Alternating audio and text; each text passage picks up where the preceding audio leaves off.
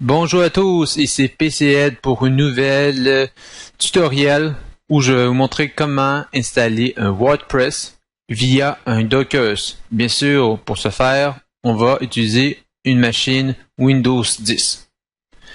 Alors, au préalable, j'ai ma machine virtuelle ici, Windows 10.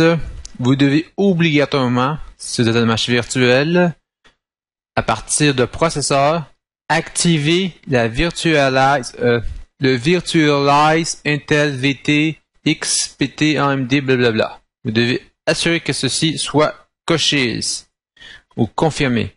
Si vous n'êtes pas dans une machine virtuelle, vous êtes sur une vraie machine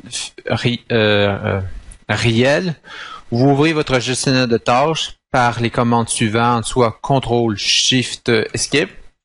Ils vont vous ouvrir un gestionnaire de tâches qui ressemble à ça. Vous allez dans Performance et vous assurez que dans ici, Virtualisation, elle soit active. Si elle n'est pas active, vous devez aller dans le BIOS pour l'activer si vous avez l'option. Si vous n'avez pas l'option, vous ne pourrez pas le faire. Donc, on revient ici dans notre machine Windows 10. On s'est assuré avec un CTRL D dans nos paramètres que la virtualisation est active. On confirme et on la démarre avec CTRL B. Donc, pour une petite explication, qu'est-ce qu'un Docker qu'est-ce qu'un Docker? Ça marche quoi en hiver? Un Docker, pour faire ça très simple, c'est pareil comme une VM, une machine virtuelle, comme VirtualBox ou VMware Workstation. La différence avec un Docker, c'est qu'on n'a plus la plateforme d'OS. On a toutes les composantes qu'une VM a, sans la composante OS. Je n'irai pas plus en détail sur ça. Si vous voulez avoir plus d'infos, vous pouvez aller bien sûr sur Internet. Ici, je vous montre comment l'installer à partir de Windows 10 et les manipulations à faire. Donc, j'ouvre mon gestionnaire de tâches et je regarde ordinateur virtuel. L'ordinateur sait que je suis dans un ordinateur virtuel. Pour ceux qui aiment les lignes de commande, il existe dessus une ligne de commande pour savoir si oui ou non, dans notre machine virtuelle ou une machine réelle, si on a bien la virtualisation active. Vous êtes obligé d'avoir ça, sinon ça ne marchera pas. Donc, la commande, elle est ici. Bien sûr, je vous la mettrai dans la description pour que vous puissiez faire un copier-coller. Bien sûr, c'est une ligne en commande sur PowerShell. Alors, on va ouvrir un PowerShell qui est ici. Et on va entrer la commande. J'espère que c'est assez gros qu'on puisse voir. Police ça, mettre ça assez grand. C'est comme règle. C'est un peu trop grand ça. On va retourner ici. Police, on va mettre ça 24. Yes. Et on va. OK. La commande, elle est ici. Comme je dis, dans la description, je vous mettrai la commande. Vous faites Enter, si vous confirmez. Si vous avez true, c'est bon signe. Si vous avez false, ça ne marchera pas. Donc, moi, j'ai true, c'est parfait. Donc, pour la suite, vous allez sur votre Explorer d'Internet. Moi, j'utilise Explorer Internet. Et vous allez chercher Docker. Docker, c'est un container. C'est une technologie quand même récente dans l'histoire. Je ne ferai pas trop d'informations sur ça. Alors, vous allez chercher ici Docker. Ça, c'est le logiciel qu'on va utiliser pour pouvoir installer mon WordPress. Comme j'ai dit, ce Docker, c'est pareil comme une machine virtuelle, mais on enlève les inconvénients qu'il y a une machine virtuelle, c'est-à-dire l'entretien. Ici, elle vient péter. Comme il y a un hausse dessus en arrière, même si on met Windows 10, elle peut faire facilement 60 et au plus 60 gigs de données, ce qui est lourd pour restaurer tout ça et ça devient très alourdissant et pénible. Donc, vous venez ici et vous allez bien sûr chercher Docker pour Windows, mais nous on veut le TalkBox. Alors, Get Docker, je pense que c'est ça, je sais pas par cœur. Windows, ouais, bon, je ne rappelle plus par cœur le lien. Nous, on veut Docker pour le hub. Je pense que c'est celui-là. Le TalkBox. Je pense qu'on a un petit moteur de recherche. Toolbox. Nous, c'est ça qu'on veut chercher.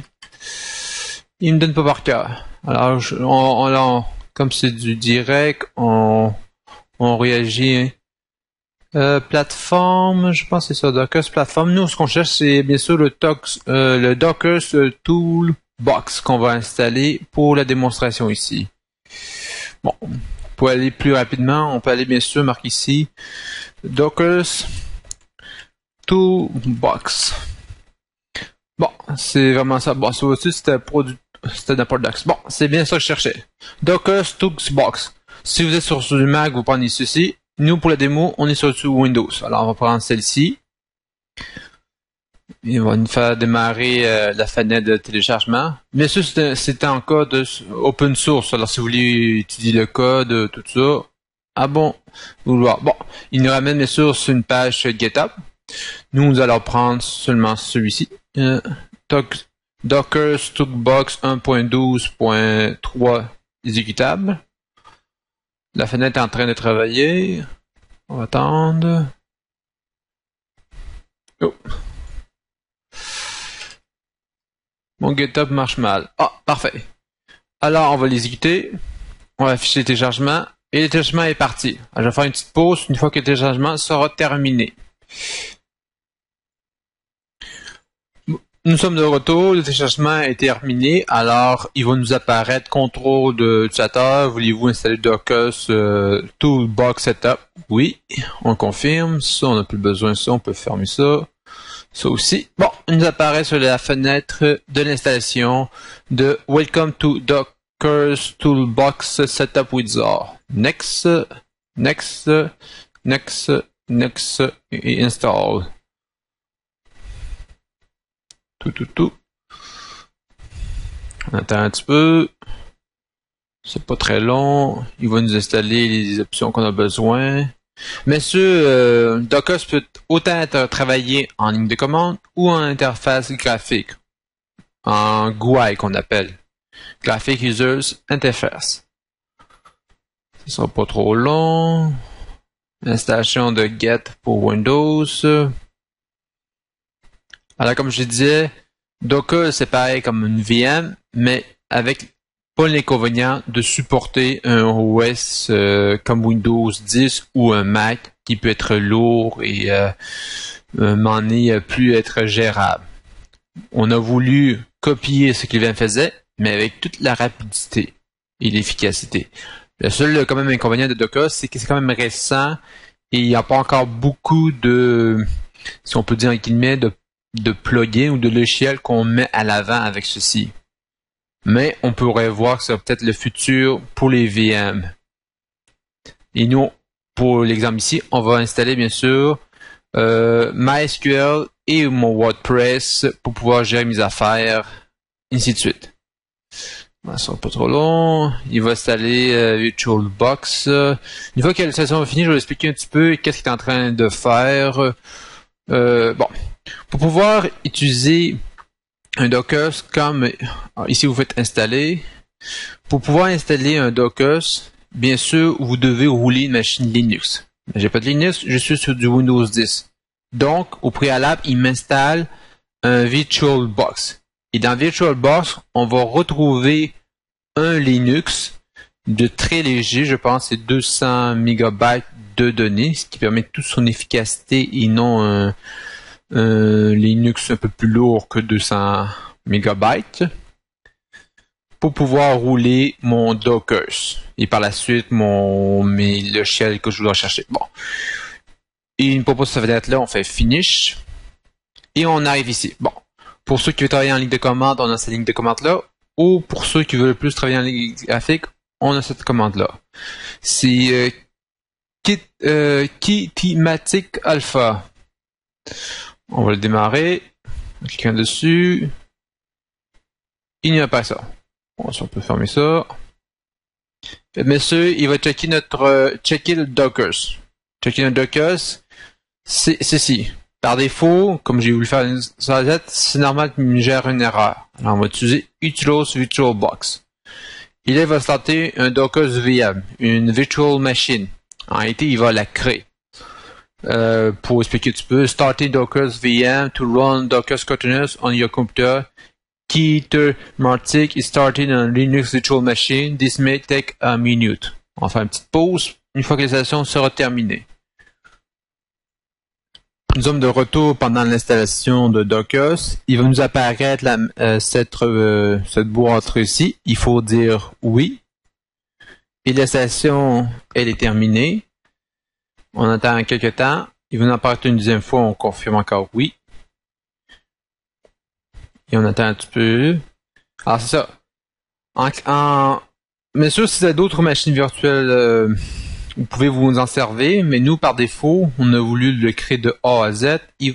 Ça se fera avec Oracle VM VirtualBox, qui est totalement gratis et qui vient, bien sûr, comme vous puissiez voir, d'Oracle. On attend. Alors, lui, là-dedans, il a créé une machine virtuelle, qui est un Linux, et on le voit ici, le Linux qui a créé tout en ligne de commande. Il fait même pas, je suis encore, pour être plus précis, il fait 39,00 millions de données. Et là, on voit un aperçu qu'est-ce qu'il est en train de faire. En réalité, il travaille avec l'autre machine, en parallèle avec celui-ci. Alors, c'est encore plus, c'est vraiment, on a voulu minimaliser les VM d'un Linux pour pouvoir utiliser Docker. Mais ça, il existe des essais stables de Docker sans rouler une machine virtuelle. Mais tout dépend de la version que vous avez, ça peut générer des cas d'erreur. Alors moi, j'ai voulu quelque chose de plus stable et le plus fonctionnel sur la plupart des machines de Windows 10. Par la suite, vous pouvez bien sûr vous loguer sur un compte ou en créer un. Nous, pour l'exemple, on va faire juste type Phonard. Et on va commencer ce qu'on veut faire. En premier, on va chercher MySQL, qui est un système de gestion de base de données relationnelle. On va faire create. Connexion au Docker Hub, ça veut dire avec ça. Il est en train de travailler. Aussi, on peut voir en parallèle, voyez-vous, il est en train de tout faire ça. Ok, va-t'en. Voyez-vous, hein?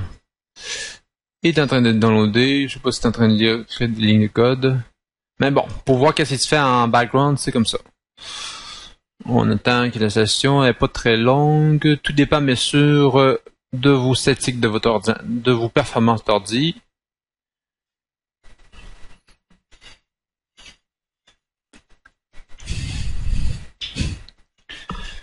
Ça va être bientôt fini.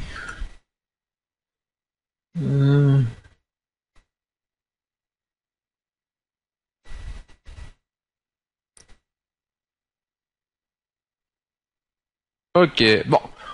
On est sur MySQL et là, on a bien sûr les logs de notre containers. Parce que bien sûr, Docker, ça veut dire un conteneur ou c'est similaire. Bon, on a une première erreur, c'est marqué error database is uninstalled et password option is not specified. You need to specify one of MySQL root password, MySQL allow empty password and MySQL random root password.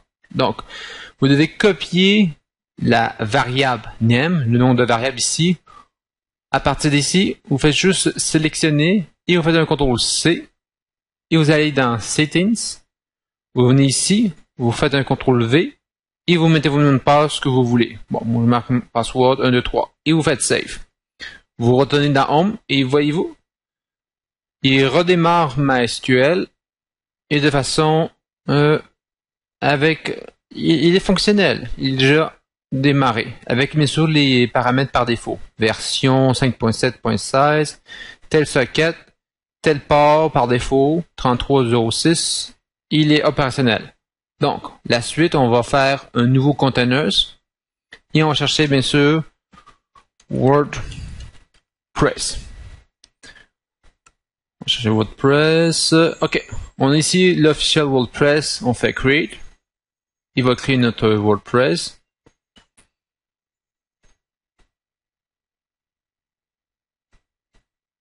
Connexion à notre Docker Hub. Regarde si en arrière, il change de preview. Que c'est totalement transparent. On va faire une petite pause pour la vidéo. On est de retour. Mon WordPress est fini et on m'apparaît bien sûr mon container log. Ok, erreur. Missing required WordPress DB password d'environnement variable. Did you forget to WordPress DB password? Il est aussi intéressé WordPress ISO UNAM. Donc, vous devez encore copier cette variable-là, WordPress DB password, aller dans Settings et rentrer ceci, WordPress underscore DB underscore password, et vous mettez votre password et vous faites save. C'est fait. Vous pouvez revenir ici.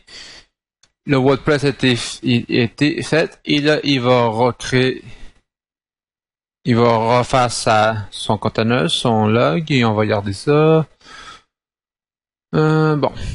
Pour aller un petit peu plus vite, je vais vous dire tout de suite la prochaine erreur qui va me générer. Bien sûr, ça va être une erreur de où mon WordPress contient ma base de données. En anglais, c'est le WordPress underscore DB underscore host. Host, c'est-à-dire c'est où il va se loger mon WordPress. Nous, par défaut, alors la variable, elle s'appelle, elle sera disponible dans les nodes. Alors, je vais vous la donner. Elle s'appelle, je vais regarder. Je l'avais enregistré ici. WordPress, MySQL, WordPress, DB password, c'est pas ceci, c'est... Ouais, ici. Ok. La variable qu'on cherche, c'est celle-ci.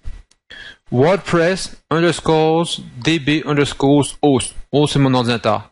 Mais sur le host que je dois mettre, c'est selon mon ordinateur ici. Et ici, on ne sait pas par cœur, on peut aller voir les données. On vient à MySQL et on voit que nous sommes sur du 192.168.99.100 et le port 32769. Bien sûr, vous pouvez changer si vous voulez avoir d'autres configurations. Mais une configuration par défaut, c'est ça. Alors, je reviens sur mon WordPress, Settings, je scroll vers le bas, je retape cette valeur-là, de 192.168.99.100 tel port. Ça, je peux faire ça. Et je mets, bien sûr, mon WordPress DB underscore host. Et je fais un save. Et je reviens dans mon Homes. Et voyez-vous, il va refaire mon containers. Et il est en train de travailler. Et c'est terminé. Et c'est fini. On est à 17 minutes 30. Et c'est fini. On a un accès à notre affaire. Alors, on peut faire un petit aperçu pour voir notre WordPress. Par défaut, il ne marche pas sur Microsoft Edge. Alors, on va ouvrir Explorer et on va aller sur notre WordPress qu'on vient de juste installer. Là, on peut mettre ce qu'on veut. Je sais pas moi, français, Canada, et ainsi de suite. Donc, j'ai réussi à installer WordPress via un Docker sans toute la lourdeur que ça peut faire d'installer un MySQL et installer un WordPress. Et c'est fini le tutoriel. Alors ici, on va l'appeler, je sais pas, test identifiant, on va appeler aussi test. On met ça comme mot de passe. Je confirme, j'utilise un mot de passe faible. Je mets ça. Oups. Votre messagerie, je n'ai pas. Vous devez saisir une adresse messagerie. Bon, on va marquer test test.com et je confirme que j'ai un mot de passe faible. Alors on va acheter les données et on est dans notre tableau et là pour tous ceux qui sont habitués à WordPress, on retourne dedans. Et bien sûr, si on voit de façon un peu plus en arrière-plan, tout ça est en arrière et jamais j'ai installé un WordPress ni MySQL. Donc s'il y pète, on peut toujours le refaire. Get Development Community. Alors, c'était tout pour ma tutoriel. Si vous avez d'autres suggestions, faites-moi part. Merci et bonne journée.